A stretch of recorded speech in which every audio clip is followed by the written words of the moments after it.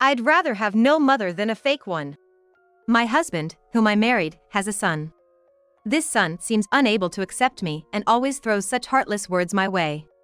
However, in front of my husband, his father, he behaves quietly, and my husband cherishes him deeply. He sees him as an exceptionally well-behaved son and is proud of him, seemingly oblivious to his other side. So, even if I tell the truth, I might not be believed. I think having complex feelings towards a stepmother, regardless of age, is natural, and perhaps it's my role as a stepmother to accept these feelings. Yet, such hurtful words, even if I try to ignore them, chip away at my heart. I don't want you talking to me. It's disgusting having a stranger in the house. Don't look at me. It's creepy. Dad should have married his previous girlfriend. Why did he choose you? Even after Richard got married and left home, his attitude towards me remained unchanged. I couldn't bring myself to be stern with him, perhaps because he wasn't my biological son. Despite everything, I wanted to build a good relationship over time, being a family and all. I even sent delicious vegetables to Richard's family. But fake mom sending us trash? That's just harassment. Richard continued to hurl abuse at me, and our relationship didn't change at all. Do I have to accept this forever? Is there even a need to?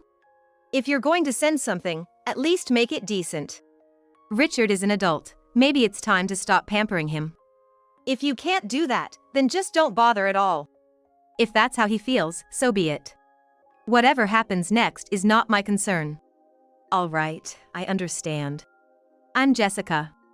I'm a 58-year-old part-time housewife. Now, it's just Tom and me living together. Until a few years ago, Richard lived with us too, but now he's married and has his own family. Though I call him my son. Richard and I have no blood relation. He's Tom's son with his ex-wife, who divorced when Richard was 5. The cause was his ex-wife's infidelity.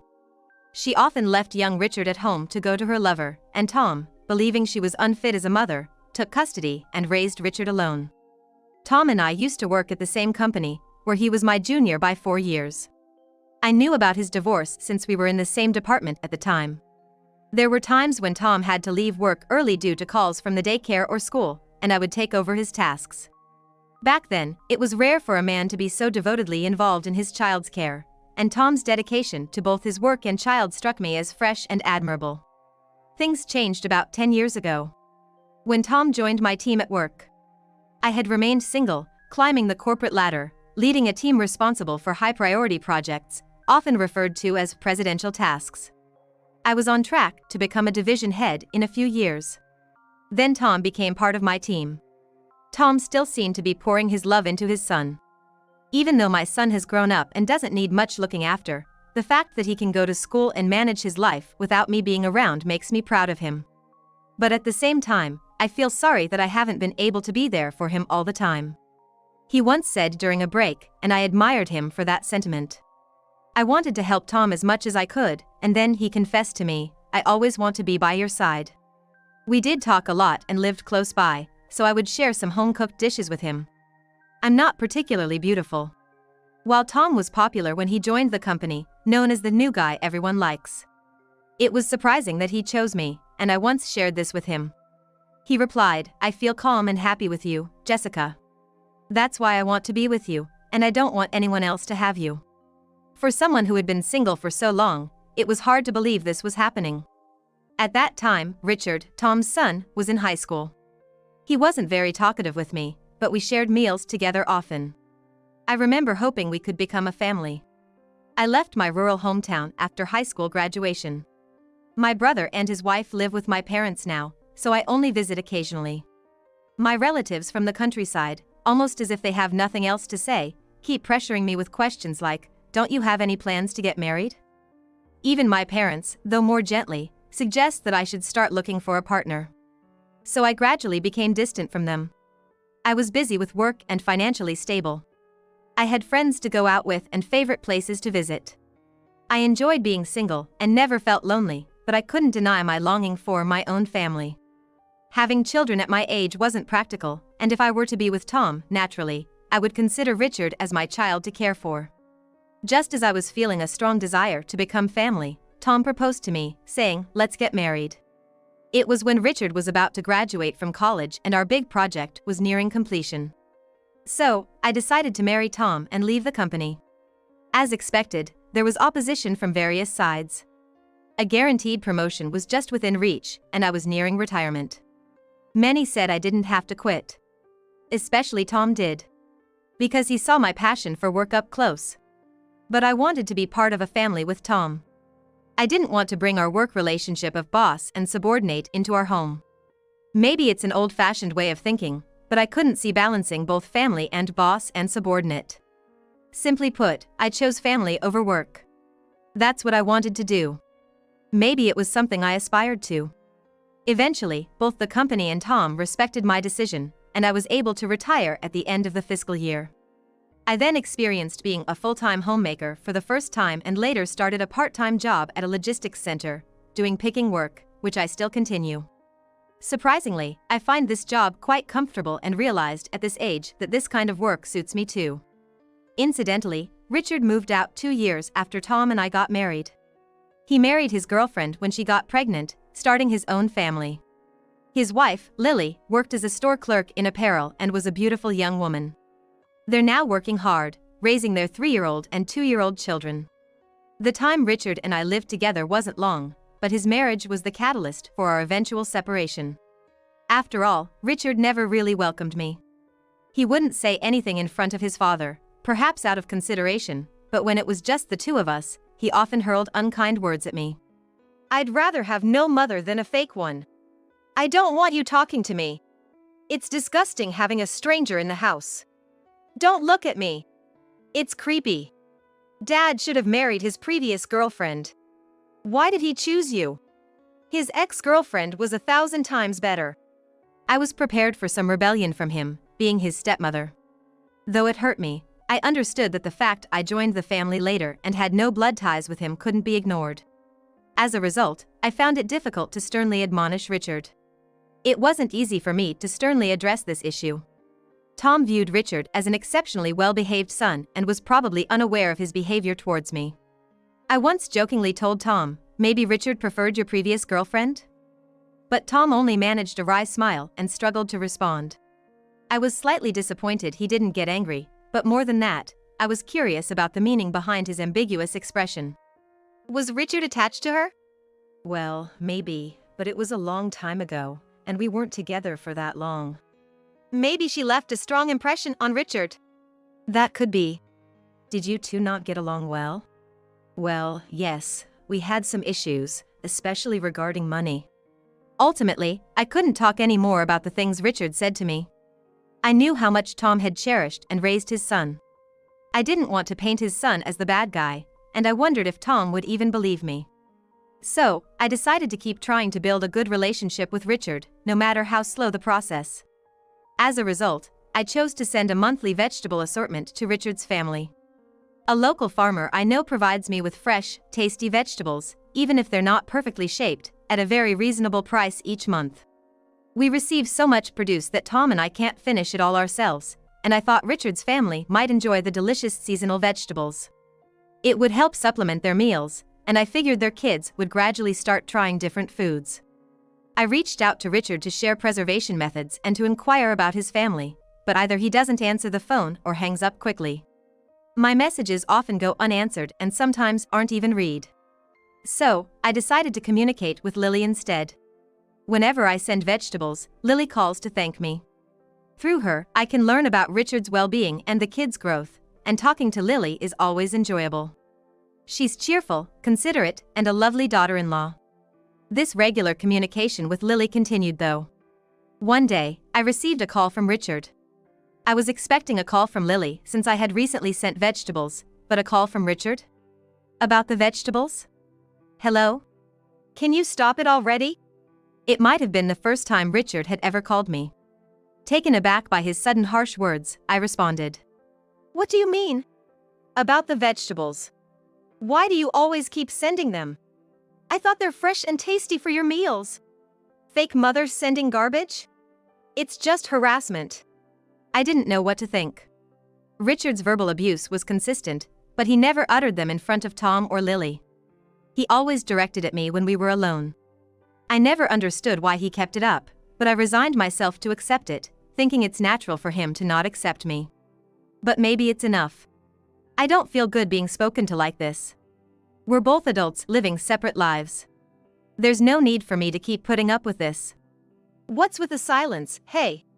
What do you want me to do, Richard? Nothing. I wish you'd send better stuff if you're going to send anything. I've always thought if you can't do that, then don't bother at all. Okay, I understand. Don't get involved, it's annoying. The call ended abruptly. If that's how he feels, then I understand. If he doesn't want me involved, then that's that.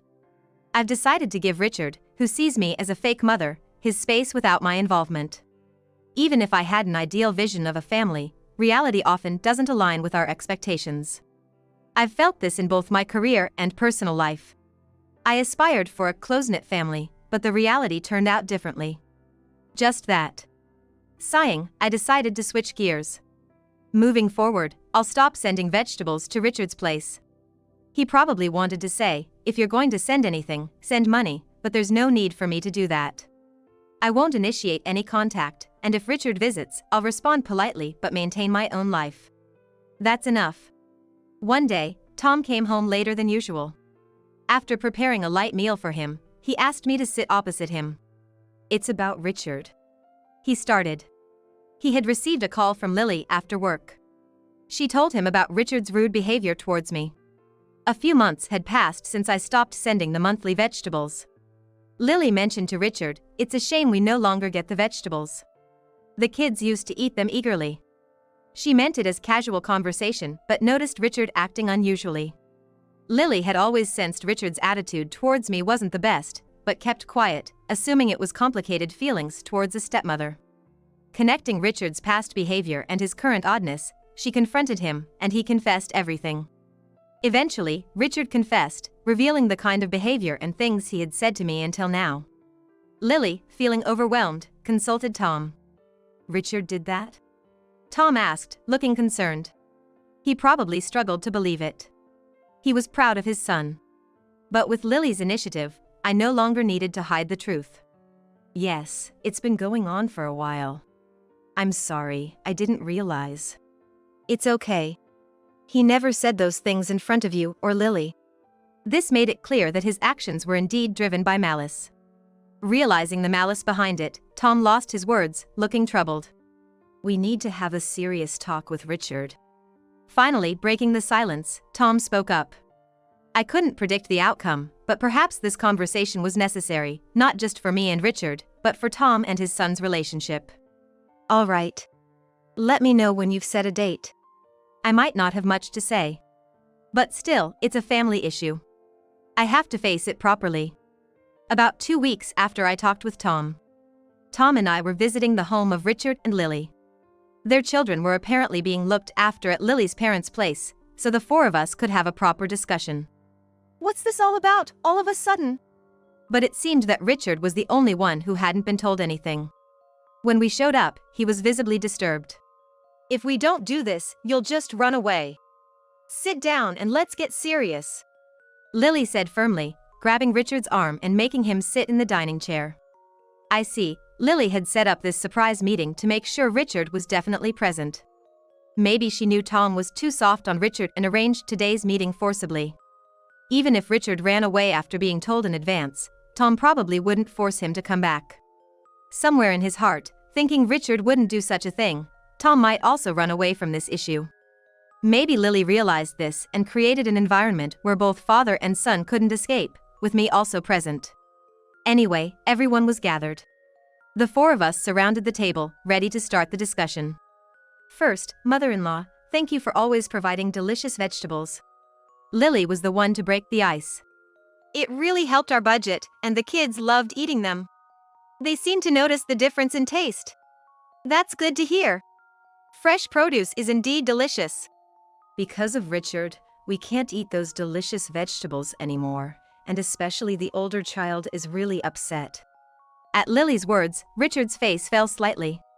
It's pointless for me to apologize now, but honestly, what you did was extremely rude and inexcusable. Lily's gaze was fixed on Richard beside her. Richard didn't even try to look up, let alone speak. Did you really say such things, Richard? Now it was Tom's turn to ask. Richard has never shown defiance towards Tom. That's why, even now, he tries to look up and answer Tom's question. What do you mean by such things? I heard you said terrible things to Jessica. Which one? I'm not quite sure. Richard answered, eyes darting around. I'm amazed he's still trying to play dumb in this situation. We shouldn't waste time with his evasiveness. I'll help out here. I've been called a fake mother many times. Also, things like, you're creepy, don't look at me, and I feel like throwing up just being in the same room with you. About the vegetables, he said stuff like, don't bring that trash here. The most frequent thing he said was if only Dad had married his previous girlfriend. Shut up, you jerk! Richard glared at me fiercely as I detailed the incidents. I thought explaining it myself would be quickest and hoped that by revealing the facts, Richard would stop his pointless pretenses. His true nature is showing up quite quickly. Richard, what's with that attitude? Seeing his son's behavior, even Tom seemed to have understood. Why are you treating Jessica like this? What's the reason? Because I hate her. Why do we need such a plain-looking aunt? Richard exclaimed loudly. I myself was willing to be hurt to know the truth, but was that the reason? Why with someone like that? Dad, you used to date a beauty. You should have married her. I would have welcomed her. Ah, so that was the most important part. Simply a matter of preference. More than being angry, I felt deflated. Lily is a tall and beautiful woman, too. I kept quiet because I thought it might shock Richard, but... Tom began speaking in a low voice. I broke up with her because Richard was too clingy and touchy. It was creepy. She said she couldn't live with me because of that. Eh? Richard let out a short, deflated sound in response to Tom's words. I guess Lily and I must have had the same look on our faces. Back then, Richard was about middle school age. He was physically grown but acted childishly, clinging and grabbing hands. She noticed him trying to peek while she was changing too. What dash, how that's... Richard, visibly shaken, kept muttering incoherently. It must have been like a first love for him. He got carried away and was clumsy in expressing his affection. To have her true feelings revealed in such a way must have been a shock. After all, if Richard had been more discreet, he might have been able to live with his admired older sister.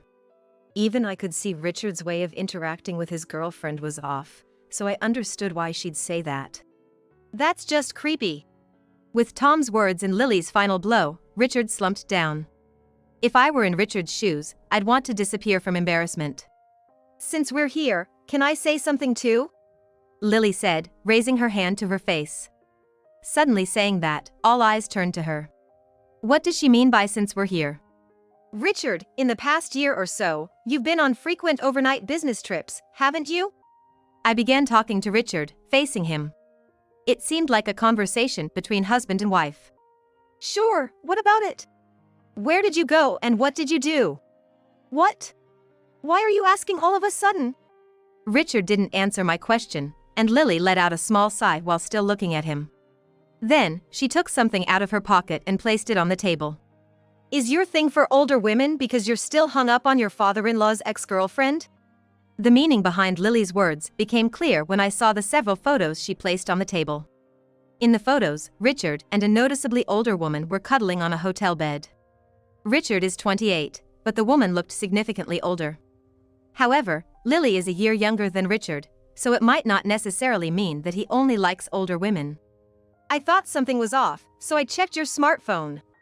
Lily's words caused Richard's expression to change dramatically. He was clearly panicking. How did you unlock it?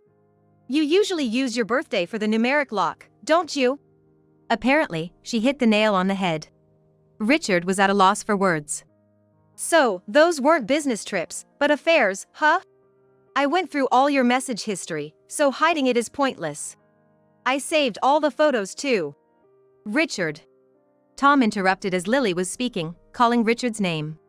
His gaze was fixed on the photos on the table. What's this all about? Why, you? Tom looked seriously concerned, and Richard remained silent. I realized something. Could it be that the woman in these photos is Tom's ex? At my words, Richard looked up sharply, and Tom slowly nodded. What? Lily, who seemed the most surprised, leapt back in her chair, causing a loud bang as she lost her balance. No way! I knew she was older, but how old is she? She's 1 year younger than me, so now, 53. Wow, she looks really young. Mother-in-law. That's not the point. Ignoring Richard, who hadn't said a word, the three of us continued talking. But really, she is beautiful. Looks at least 10 years younger. A real-life age-defying beauty. What the heck, Richard, were you stalking her? No. It was a coincidence. I saw her at a bar. Richard hurriedly explained, overlapping Lily's words of disbelief. He said that last year, while walking through a bar district, he happened to see her. Unable to resist, he immediately approached her and they became involved. She had been married 15 years ago but became a widow after her husband's death, leading a lonely, uneventful life, and Richard's approach was a welcome change. Richard, you didn't tell her, did you? Tom asked. The unspoken thing. Meaning Richard had kept his identity as Tom's son a secret while being involved with her. Richard just nodded silently. Oh, this is just awful, totally disgusting. Lily's voice echoed in the room. She was absolutely right. Richard knew she was his father's ex and still hit on her, all while hiding his own identity. And he had been deceiving his family with this affair for over a year. Busy with work, hardly ever home, not helping with housework or childcare despite both working, and now an affair with your father's ex-girlfriend? Absolutely disgusting. Lily hurled words fiercely at Richard, who remained silent. Well, he probably had nothing he could say. We didn't know, but it seems Lily was struggling alone to keep the household running. And then there's Richard. I'm filing for divorce. I'll take custody of the kids. I'll also be claiming alimony and child support. If you can't pay in one go, we'll do it in installments, but I'll have the paperwork ready to garnish your wages. Lily said decisively, with Richard looking at her with pleading eyes. Just get out now.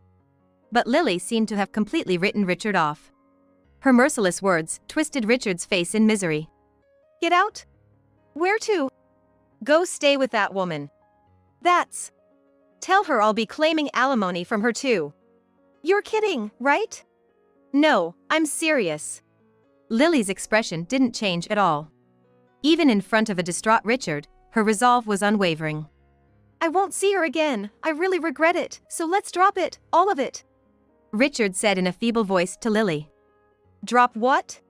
Like, divorce, alimony. I'm not dropping it. Lily. Richard called her name as if trying to appease her, but Lily elegantly ignored him. Realizing he wasn't getting through to her, Richard turned his gaze to Tom. Looking for help like a little kid. Tom had always been a reliable father who helped out in tough times, but not this time. Tom just stared at Richard silently. His eyes intense. Richard realized he wouldn't get help. Richard's eyes shifted from Lily to Tom, then to me. Our eyes met briefly before his gaze fell. He seemed like a different person from the one who had hurled insults at me. Afterward, Lily really did kick Richard out of the house and then apologized to us for showing such an embarrassing scene, offering us tea. Tom also promised to help Lily with the alimony claim, saying, "It's my son's mess, and I can't claim to be uninvolved." He assured her that he would continue to support Lily and the grandchildren. I also decided to personally help Lily. She seemed to have thought and researched a lot about divorce, with a clear plan for the future. A lot of people around me are divorced. I've got plenty of advice. She said this with a laugh, but I knew there would be many challenges. I reassured her that we would support her in every way, and we left. Once home, Tom deeply apologized to me. For not realizing what Richard had been doing. For maybe not wanting to realize it. For causing discomfort during this whole ordeal. Indeed, I also had my own thoughts about it, though I tried not to dwell on them. I didn't want to spoil the relationship I had built with Tom, becoming family. We could use this as a lesson to strengthen our bond. I hope so. Lily later filed for alimony against both Richard and his mistress. Regarding Richard, first a contract outlining the terms of the divorce and documents for the family court to enforce wage garnishment if child support payments were missed were prepared. Then, the divorce papers were filed, and now Lily is living in an apartment near her parents' house with her 3 children. I occasionally visit them, bringing vegetables and side dishes. The kids are full of energy and were delighted with the gifts, which made me happy too. Lily says the kids don't really mind their father's absence since Richard was hardly home anyway. She allows visitation with Richard, but only when the children say they want to see him, which means they might never meet again. Lily laughed about this. Indeed, when Richard requested a visit, Lily asked the young children if they wanted to see Daddy, to which they replied, no. A case of poetic justice. It's only natural, considering he was never involved much. On the other hand, I heard that the mistress paid the full alimony in one go. When filing for alimony, Lily included a letter revealing Richard's true identity, and the mistress responded to Lily. The letter reportedly stated, I feel sorry for what I did to your wife and children, so I will pay the alimony in full. I never want to have anything to do with Richard again and plan to move. Please act ignorant about everything, including this matter, if Richard asks you. Lily mentioned, the disgust for Richard was oozing from the letter's words, and I couldn't help but think, serves him right. And so, each of them continued on with their lives. But as things stand, Richard has disappeared. Rejected by his children and the mistress, and in despair, he became neglectful of his appearance, made significant mistakes at work leading to company losses, and was fired. His current whereabouts are unknown. But his cell phone is still active, and it rings. This has been going on for months, so he must be making payments somehow. However, there have been no child support payments. Tom said, I will definitely find him and make him take full responsibility, and he was determined to use every possible means to locate him. He even contacted the mistress after nearly 20 years, trying to use her as bait to lure Richard. I'll never contact him or mention my name. I find the whole situation revolting and don't want to remember it. The idea fell through as she rejected it so firmly that there was no point in pursuing it further. Apparently, she's also running from debt collectors and has no intention of revealing her whereabouts. She told him never to contact her again. It seems that Richard was always reckless with money, and according to Tom, it wouldn't be surprising if he's drowning in debt. Lily said, I made sure to get some of the alimony and child support paid up front. Honestly, I'm not expecting much more, and she calmed down Tom, who was frantically searching for Richard. But Tom hasn't given up and keeps trying to contact Richard through calls and messages, waiting for any response. The lenient father Tom used to be is no more. Even if it takes years, he plans to catch Richard and make him fulfill his responsibilities. As for me, I'm relieved from the stress of Richard's verbal abuse and feel closer to Tom than before. Sometimes I meet with Lily and her kids, and find healing in playing together. I also go to art galleries with Tom to enjoy our shared interest in art appreciation, which makes my days feel fulfilling. I feel very happy to be able to spend such peaceful days.